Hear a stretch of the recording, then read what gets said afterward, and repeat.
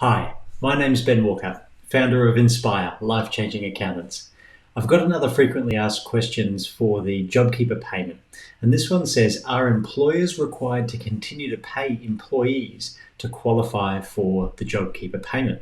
And the answer is absolutely. So the JobKeeper payment is like a reimbursement from the ATO, from the government, for wages that you've paid in the month previous. So just keep in mind of some key dates. The first JobKeeper fortnight commenced on Monday, the 30th of March 2020, and ended on Sunday, the 12th of April. Now, the thing to keep in mind is you need to make the minimum payment of $1,500 per fortnight to each eligible employee to receive the JobKeeper payment from the ATO.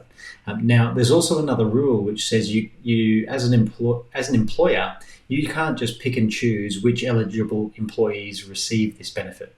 If you've got, let's say you've got 8 eligible employees, you can't just say, I'm going to pay 4 this and the other 4 just, I don't have the money for, I don't want to pay them, something like that. Unfortunately, there's this rule that says one in, all in, which means that you actually need to make sure you pay all 8 if you've got 8 eligible employees.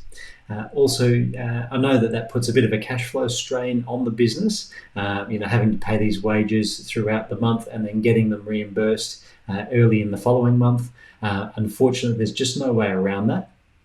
The government's actually encouraging business owners to speak with their banks, and we've heard that the JobKeeper payment could be seen as collateral if you're doing some short-term finance like an overdraft account.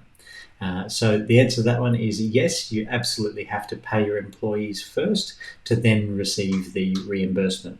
And that goes for the payments made in April to be reimbursed in May, and then every month after that the JobKeeper payment is allowed, currently through to September. So yeah, thank you.